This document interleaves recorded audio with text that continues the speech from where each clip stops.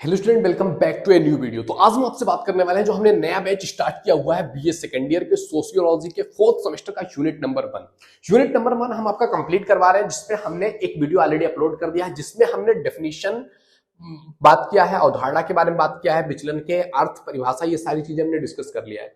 और हमने कहा था कि अगली वीडियो में हम क्राइम पर बात करने वाले हैं। जो भी टाइप्स के आपके क्राइम होते हैं, चाहे वो आपके वैसे नॉर्मल क्राइम हो, किशोर अपराध हो, सफेदपोश अपराध हो, ये सब पे हम डिस्कस करने वाले थे। लेकिन इसका कुछ पोर्शन छूट गया था, जो कि हमें इस वीडियो में डिस्कस करना बहुत ज्यादा इंपॉर्टेंट है, क्योंकि अगर ये चीजें आप नहीं जानोगे तो ये कभी कभी आपसे 10 मार्क्स के क्वेश्चन में पूछ लेता है, 500 वर्ड्स में पूछ लेता है। तो ये जानना जरूरी है। जैसे कि विचलन के टाइप्स के बारे में जानना जरूरी है कि आखिर कितने कितने टाइप्स के विचलन हो सकते हैं, विचलन के टाइप्स क्या होंगे, और विचलन के होने के पीछे या कोई व्यक्ति विचलित व्यवहार प्रदर्शित कर रहा है उसके पीछे कारण क्या है, ये चीज जानना इंपॉर्टेंट है। तो अगर हम बात करें विचलन के टाइप्स के बारे में, प्रकार के बारे में कि विचलन के प्रकार कितने हैं, तो सबसे पहला टाइप बात किया जाता है नवाचार का।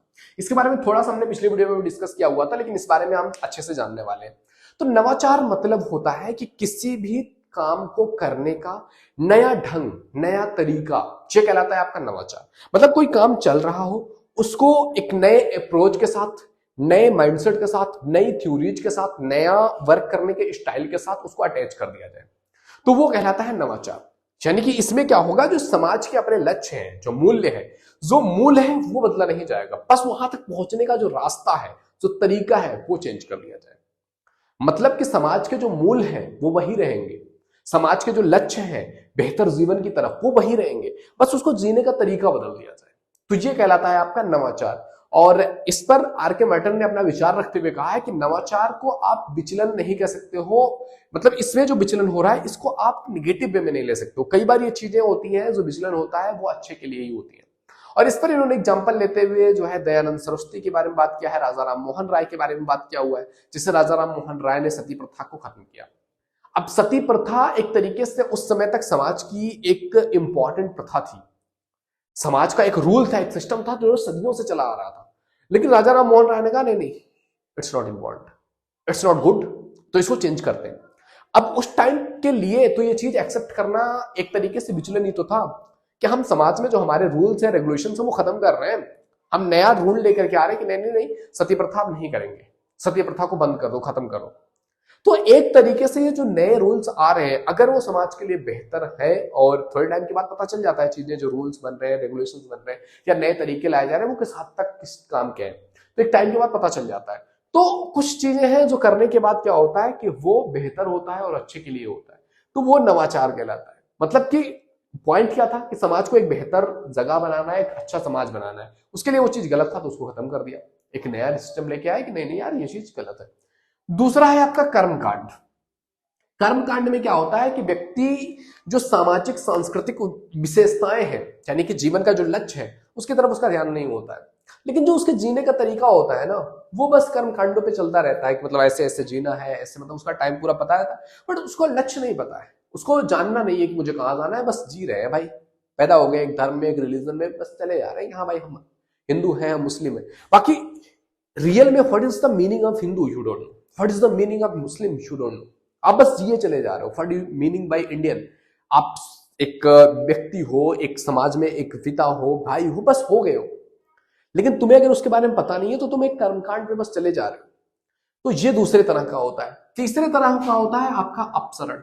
अपसरण में क्या होता है कि ना आपको उसके अच्छे से कोई मतलब है, ना उसके बुरे से कोई मतलब है, ना उद्देश्य से मतलब है, ना साधन से मतलब है, मतलब तुम बस हो, मतलब तुम एक तरीके से पैसिव चल रहे हो, तुम्हारा एक्टिवली कोई भी इंटरेक्शन नहीं है तुम्हारी सोसाइटी के साथ, वो अपसरण का विचलन होता है। और अगला है आपका विद्रोह। चौथी चीज क्या है आपका विद्रोह। जब एक समूह, समाज का एक समूह दूसरे समूह की जो मान्यताएं हैं, रेगुलेशंस हैं, रूल्स हैं, आचार विचार व्यवहार, उन तरीकों को मानने से पूरी तरह से इनकार कर दे कि नहीं, I don't believe in this type of traditions, फिर वो अपने जीने के लिए एक नए ट्रेडिशन का स्टार्ट करें, तो वो कहलाता है आपका विद्रोह। कि जब हम एक तरीके से पूरी तरह से नकार दे रहे हैं चीजों को कि नहीं ये I am not going to accept it, तो वो क्या कहलाता है आपका विद्रोह। तो ये बेसिकली 4 टाइप्स हो गए हैं कि विचलन के टाइप्स, डिवाइंस के क्या क्या टाइप हो सकते हैं उसके बारे में। अब बात करते हैं कि विचलित जो व्यवहार दिखाते हैं, जो विचलन होता है, उसके पीछे कारण क्या होता है? क्योंकि अचानक से ऐसे कोई व्यक्ति नहीं करने लगेगा, उसके दिमाग में भी कुछ ना कुछ चीजें चलेंगी ना। हर किसी के पास थोड़ा बहुत तो माइंड है ही। तो हर व्यक्ति के विचलन होने के पीछे कुछ बेसिक से कारण होते हैं। जैसे सबसे पहली चीज जिसमें हमने बात किया है, त्रुटिपूर्ण सामाजिकरण। अब सामाजिकरण क्या है ये आपने नहीं पढ़ा है तो आपको जो है थर्ड सेमेस्टर में पढ़ लेना चाहिए था। सामाजिकरण मतलब एक व्यक्ति को एक समाज में जीने के लिए जिस टाइम पीरियड पे उसके लाइफ के जिस चीज की जरूरत है, समाज में उसको किस तरीके का बिहेव करना है, वो चीज के बारे में जानकारी देना, उस चीज के बारे में बताना, उसका समाज में रोल, उसके कर्तव्य, उसकी ड्यूटीज, ये सारी चीजें क्लेरिफाई करना ही सामाजिकरण कहलाता है। और कह रहा है जब त्रुटिकरण सामाजिकरण हो जाता है तो विचलित व्यवहार निकलता है। यानी कि सामाजिकरण किसी भी समाज में जीने के लिए एक व्यक्ति की बहुत इंपॉर्टेंट भूमिका निभाता है कि सामाजिकरण हुआ है तो समाज के हिसाब से रह सकते हैं। लेकिन अगर वो सामाजिकरण जो आपका हुआ है उसी में त्रुटि रह जाए, वही चीज अच्छे तरीके से आपकी ना हो पाए, फिर तो विचलन होना स्वाभाविक है। तो कई बार त्रुटिपूर्ण सामाजिकरण भी विचलित व्यवहार प्रकट करने का कारण बन जाता है। दूसरा चीज है आपका अस्पष्ट सामाजिक नियम। मतलब कि कोई भी समाज जो है वो एक सामाजिक नियम पर चलता है कि हमारे ये रूल्स हैं, ये रेगुलेशंस हैं, इस तरीके से जीवन जीना है, ये आर्थिक है, सामाजिक है, राजनीतिक तरीका है, कैसे जीना है। लेकिन अगर वो रूल्स, वो रेगुलेशन से स्पष्ट ना हो, पता ही ना हो क्लियरली कि ये चीज कहना क्या चाह रहा है, फिर तुम क्या करते हो, चीजों में गलतियां करते हो क्योंकि तुम्हें क्लियरली पता ही नहीं है। तो अस्पष्ट सामाजिक रूल भी कई बार क्या करते हैं, समाज में विचलित होने का कारण बन जाते हैं। तीसरा चीज है आपका इसमें सामाजिक कानूनों का उचित रूप से लागू ना किया जाना। इस समाज के जो कानून है, जो रूल्स है, मे बी वो रूल्स बहुत अच्छे हों, लेकिन अगर उसको अच्छे तरीके से लागू ही ना किया जा सके फिर उन रूल्स का क्या मतलब है। जैसे कि आप देखोगे कहते हैं कानून सबके लिए बराबर है, चाहे बड़ा हो, छोटा हो, अमीर गरीब, सबके लिए बराबर है। आपको क्या लगता है, क्या जो कानून में, जो संविधान में लिखा गया है, क्या एग्जैक्ट वो सेम है कि सभी के लिए बराबर है? नहीं हो पाया ना।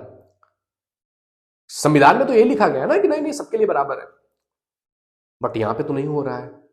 इसका मतलब क्या है कि जो कानून है, जो रूल्स है, उनका उचित रूप से लागू किया जाना इंपॉर्टेंट है। अगर लागू नहीं किया जा रहा है तो वो भी कई बार विचलन के कारण बन जाते हैं। अगला चीज है आपका चौथा, तार्किकरण की सरलता। तार्किकरण की सरलता भी विचलन का कारण बन सकती है कि कोई व्यक्ति कुछ भी कर रहा होगा और वो उस चीज को लेकर के अपने तर्क दे देगा। कई बार लोग सिगरेट पीने के भी तर्क देते हैं कि हम सिगरेट पी रहे हैं बिकॉज ऑफ दैट कि इससे जो है हमारा माइंड तेज चलने लगता है। जो हम डिप्रेशन में होते हैं या हमारा दिमाग नहीं चल रहा होता है, तेज चलने लगता है, निकोटीन मिल जाता है इससे, उसके भी पॉजिटिव। कुछ गुटखा खा रहे हैं उसका भी पॉजिटिव बताते हैं, कुछ लोग ड्रिंक कर रहे हैं उसकी भी पॉजिटिव बताते हैं। तो मतलब तर्क करना बहुत ज्यादा इजी हो गया और अपनी बातें प्रूव करना कोई मानने को तैयार नहीं है कि ये चीजें गलत है। गुटखा खाने से वो बोलते हैं नहीं नहीं यार मुंह साफ हो जाता है। भाई तुम्हारी जिंदगी साफ हो रही हो, तुम्हें नहीं दिख रहा है। गुटके पे सीधा सीधा लिखा है कि कैंसर होगा इससे, वो तुम्हें नहीं दिख रहा है। तुम्हें किसी ने बता दिया कि नहीं नहीं इसके फायदे हैं कि तुम्हारा मुंह साफ हो जाएगा। भाई तुम साफ हो जाओगे, मुंह नहीं साफ होगा। तो तर्क करना बहुत ज्यादा इजी हो गया है। किसी भी चीज को बस अपने हिसाब से, जो हम कर रहे हैं उसके हिसाब से प्रूव कर देना, ये हो गया तार्किकरण का आज मतलब। आज तर्क उस रियलिटी पर बेस्ड ही नहीं है, आज तर्क बस ऐसे ही दिया जा रहा है। हाँ ये कर लो, पान क्यों खाना चाहिए, पान खाने से एक्सरसाइज होता है मुंह का। अरे भाई एक्सरसाइज करने के और भी तरीके हैं, वही थोड़ी ना करोगे। तो हर एक चीज के तार्किकरण करना सरल हो गया है, तो विचलन का कारण ये भी एक हो जाता है। अगला चीज है आपका आदर्श नियमों की अनिश्चित सीमा। कि आदर्श नियमों की कोई सीमा नहीं होना। जब आदर्श नियमों की कोई सीमा नहीं हो, कोई व्यक्ति कुछ भी करेगा और वो भी कहीं ना कहीं आदर्श बन जाएगा। जैसे आज के टाइम में तो बहुत सारी चीजें देख रहे होंगे, एवरीथिंग इज आइडियल। हर इंसान का अपना आइडियल अलग है। किसी को सूट टाई पहनना, सूट बूट में रहना वो पसंद है, वो बोलेगा ये आइडियल है, ये अच्छा तरीका है। कोई है जिसकी पैंट आधी खिसकी हुई है, वो आइडियल है भाई, आदर्श है हमारा। तो ऐसा हमने फॉलो कर रखा है। किसी के लिए पूरा ढकना आदर्श है बॉडी, और किसी के लिए बिकनी में घूमना आदर्श है। यू कैन नॉट काउंटर, आप काउंटर नहीं कर सकते हो किसी को। नहीं, इट्स अ फ्रीडम, हमारी फ्रीडम है, हम जो चाहे वो पहने। और कुछ लोग कहेंगे नहीं नहीं यार ये चीज गलत है, ये आदर्श में नहीं आता है। कुछ लोग बोलेंगे नहीं नहीं ये आदर्श है, क्योंकि हमने आज तो यही देखा है लोगों। तो कहीं ना कहीं आदर्शों की जो लिस्ट है, आदर्श नियमों की जो अनिश्चित सीमा हो गई है कि सब कुछ आदर्श है, जो तुम कर लो। आज के टाइम पीरियड में ये तो कहते हैं कि जो कर लो वही फैशन है। तुम पैंट फाड़ के भी चले जाओगे, इट्स फैशन। तुम पैंट अच्छे से पहन के जाओगे, वो भी फैशन। जो तुम कर लो वो फैशन। तो आदर्श जो नियम है जिंदगी जीने का तुम्हारा जो तरीका है, सब कुछ आदर्श है तुम्हारे लिए। अब तुम्हारे ऊपर है तुम क्या फॉलो कर रहे हो। तो इस तरीके से जब होगा तो समाज की जो एक व्यवस्था जो पहले तरीके से चली आ रही थी वो तो विचलित होगा ही होगा। तो ये भी आदर्श नियमों की जो अनिश्चित सीमा है, ये भी विचलन का कारण है। अगली चीज है सामाजिक नियंत्रण की प्रभावशीलता में कमी। सामाजिक नियंत्रण की अपनी एक प्रभावशीलता है, समाज में नियंत्रित करने की, समाज में किसी भी चीज का नियंत्रण की एक प्रभाव सीमा है। जैसे कि कानून है, आज के टाइम पीरियड में कानून की इंपॉर्टेंस है, हाँ कुछ हद तक, बहुत हद तक नहीं। जिसके पास बहुत है, पावरफुल है, पैसे से फाइनेंशियल लेवल पे जो जिनकी पहुंच है, पॉलिटिशियंस से उनकी अटैचमेंट है, वो लोग, उन लोगों के लिए कानून उतने रूप में काम नहीं करता। लेकिन बेसिक रूप में देखा जाए तो कानून का उल्लंघन करने वालों के खिलाफ एक्शन लिया जा सकता है। लेकिन जो सामाजिक रूल्स का उल्लंघन करते हैं उस पर कोई एक्शन नहीं है, क्योंकि सामाजिक नियंत्रण की जो प्रभावशीलता उसमें कमी आ गई। पहले के टाइम पीरियड पे अगर कोई कर दे तो लोग उसको पूरी तरह से हटा ही देते थे समाज से, उसको वहां पर रहने का अधिकार नहीं था। लेकिन आज के टाइम पीरियड पे क्या है कि सामाजिक जो प्रभावशीलता है नियंत्रण की, वो उस चीज में कमी आ गई है। और ये कहीं ना कहीं सामाजिक विचलन के पीछे कारण है कि कोई जो भी चाहे, जैसा भी चाहे, उस तरीके से वो जी सकता है, रह सकता है। तो वो है प्रभावशीलता की कमी की वजह से, तो ये भी विचलन के पीछे एक कारण हो जाता है। अगला चीज है आपका पथभ्रष्ट समूह के प्रति वफादारी की भावना। कई बार क्या होता है कि लोग एक समूह से इंस्पायर हो जाते हैं, एक पथ से इंस्पायर हो जाते हैं और उसकी तरफ चलने लगते हैं, उसके साथ दोस्ती हो गया, उठना बैठना हो गया, जानना, उसके प्रति एक लगाव हो जाता है। और उसके बाद क्या होता है कि कई बार सिचुएशंस ऐसी आती है, हम जानते हुए भी कि ये चीज गलत है, फिर भी हम वो चीज करते हैं बिकॉज ऑफ कि हम यार फेथफुल है उनके लिए, हम वफादार हैं, तो हम वैसा ही करेंगे जैसा हम उन्होंने हमें बताया हुआ है। तो कई बार ये चीजें भी विचलन के लिए इंपॉर्टेंट भूमिका निभा देती है और विचलित कर देती है। तो ये बेसिकली विचलन के प्रकार और विचलन के पीछे रीजंस के बारे में हमने इस वीडियो में डिस्कस किया। अब अगली वीडियो में हम क्राइम के बारे में बात करने वाले हैं कि आखिर क्राइम क्या है, जुबिलाइन क्या है, ये सारी चीजें हम बात करने वाले हैं अगली वीडियो में। तो आई होप ये वीडियो तुम्हें समझ में आया होगा। वीडियो पसंद आए तो लाइक जरूर कीजिए। पहली बार चैनल पे आए please visit the channel. If you think it is valuable तो आप सब्सक्राइब कर सकते हैं और आने वाली वीडियोज को नोटिफिकेशन पाने के लिए बेल आइकन हिट करके ऑल पे सिलेक्ट कर लीजिए, जिससे कि आपको आने वाली वीडियोज का नोटिफिकेशन मिलता रहे। ओके मेरे दोस्त, मिलते हैं आपसे अगले वीडियो में, तब तक के लिए Jai Hind, Jai Bharat. Please share it to others, जिससे कि उनकी भी हेल्प हो सके।